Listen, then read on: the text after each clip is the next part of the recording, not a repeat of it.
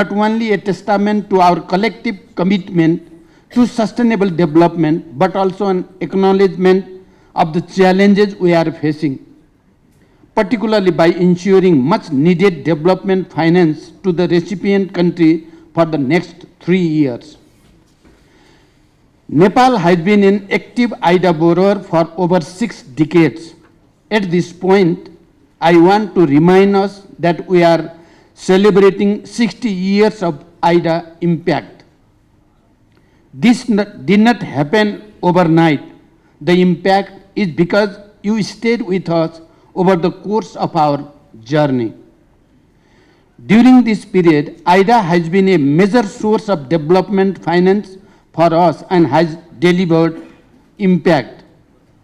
With this support, Nepal has achieved significant outcomes in infrastructure building and social development in an overall sense. We highly appreciate the World Bank's support in rebuilding our country after the devastating earthquake of 2015. We would like to request you to continue the same moving forward. I agree that we have capacity constraint in a new federal context. Project execution performance is slowing and spending is low. We may need to restructure our policy framework, but policy change cannot take place overnight in a democratic system. That's why you are here to support us with patience to continue our development aspiration, to increase the speed and impact of IDA, and to build a common hope. As our journey is far from complete, we require more resources to sustain and accelerate this process.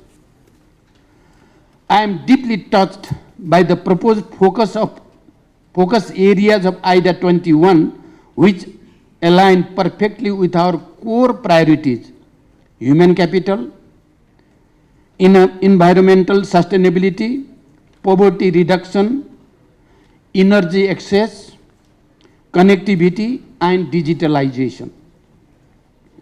Additionally, addressing gender, jobs, fragility, and private investment as key guiding areas of our development is crucial. I believe the IDA 21 policy package embodies a strategic, streamlined, and outcome-oriented approach to international development designed to maximize the impact of investment and support for client country. Distinguished delegates, for least developed countries like Nepal, concessionality is critical. We are vulnerable to multiple crises, and there is a genuine risk that our hard-won development gains could be reversed. Climate change impacts have further increased our vulnerability. Nepal, despite contributing negligibly to global emissions, is disproportionately affected by the adverse effect of climate change. We are advocating for climate justice to compensate for the loss and damage incurred due to circumstances beyond our control. After having political stability, Nepal is now firmly on the path to economic development, harnessing its untapped potentials. Our strategic location between two of Asia's largest economies, our abundant hydropower resources, thriving tourism and agribusiness sector, and our young, hard-working population are our key strength.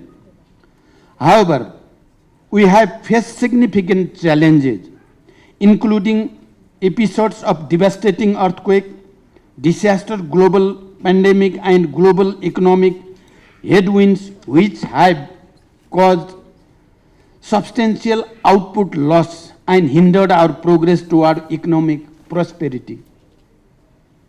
In order to ensure sustainable and resilient growth, we are adopting our homegrown green, resilient, inclusive development approach, prioritizing 10 key transition sectors and action to be accomplished over the next decade. Nepal's development priority and grid approach aligns with the World Bank Evolution Roadmap and Global Challenge programs.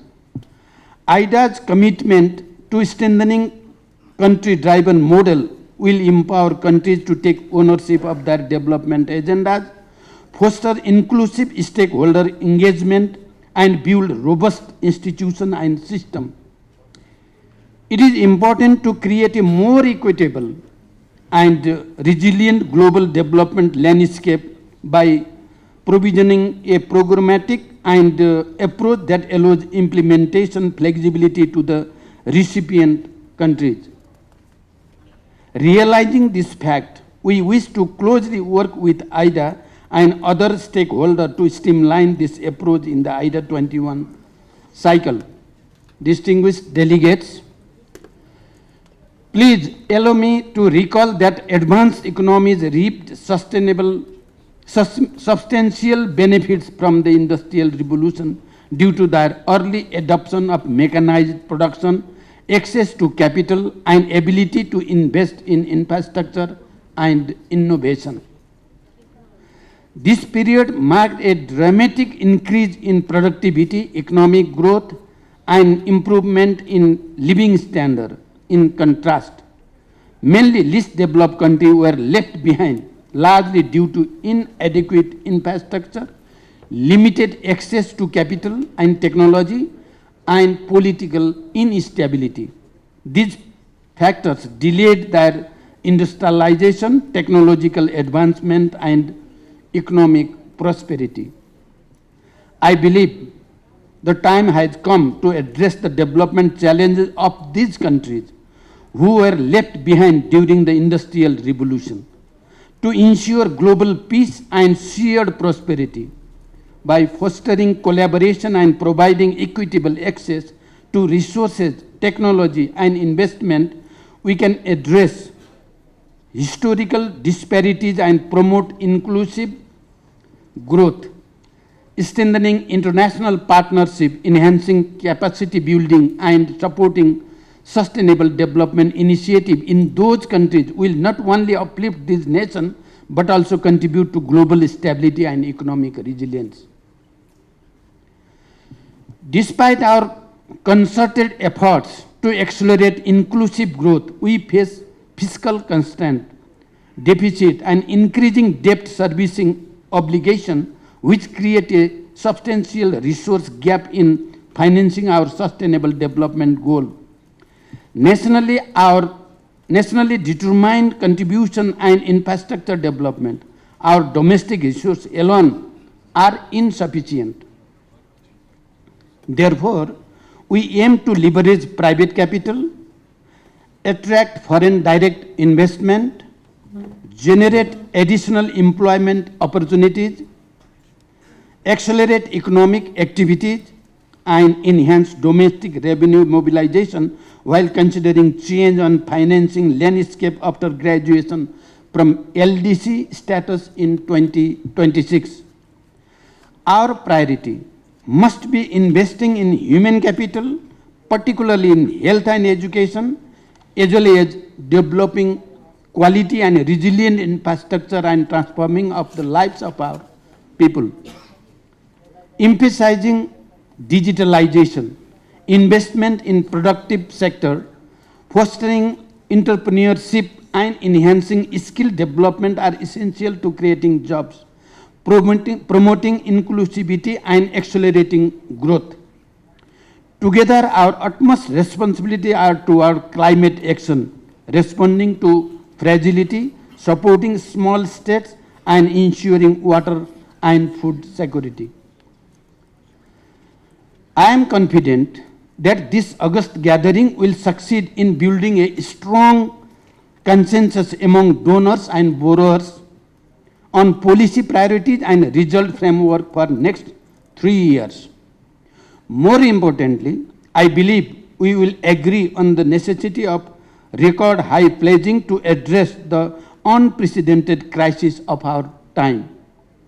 I would like to witness the vast impact of IDA in recipient countries, including Nepal, and to the importance of these resources to help us realize our full potential.